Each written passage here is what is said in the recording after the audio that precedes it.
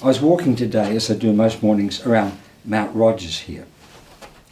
And I suppose like everybody else, I try to find a time when I'm not going to be having to meet people coming in the opposite direction.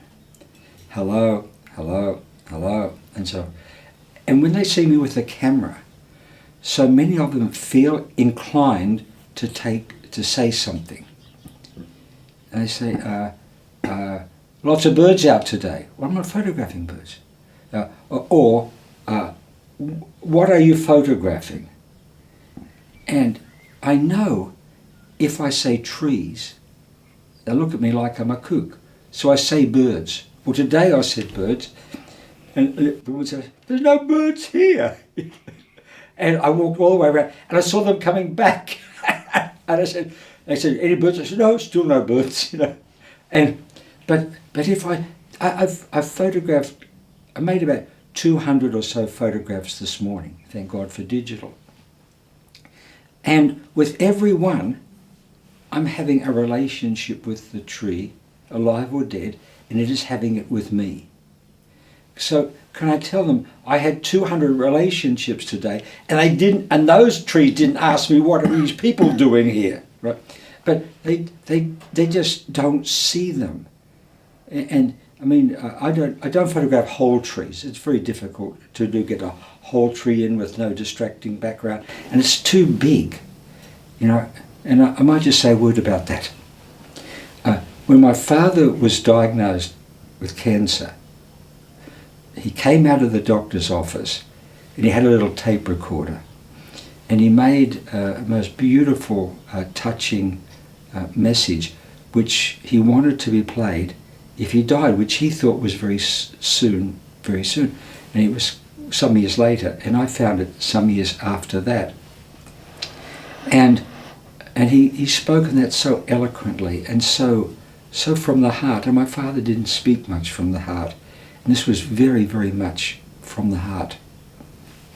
At the end, he said to my mother, Doris, I've utterly adored you since the first moment I set eyes on you. But the part I want to talk about, his brother Herb had died just a few years later from cancer. And my father said, I know now what Herbie meant. It's the little things in life that matter. Little things like a blade of grass.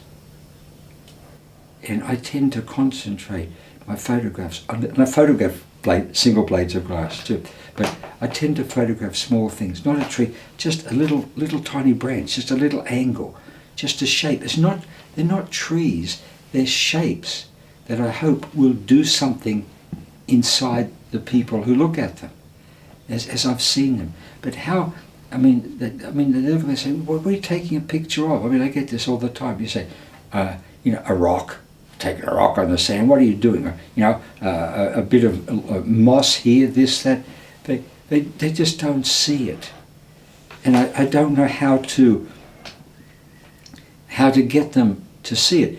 If I take a photograph of it and I blow it up and you mount it, some do, but they still usually don't, because they're always looking for the story, not what's behind the story.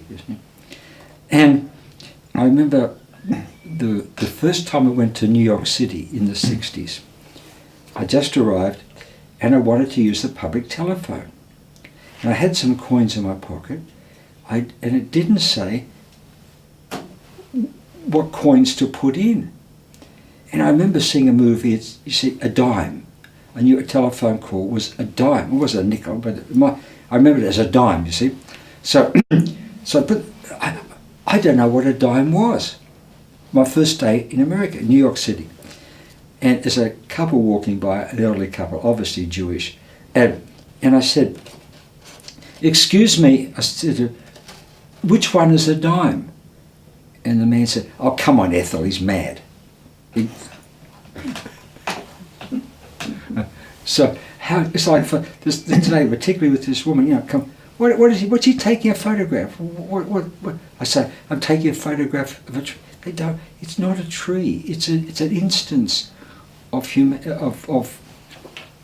God, however you wanted to.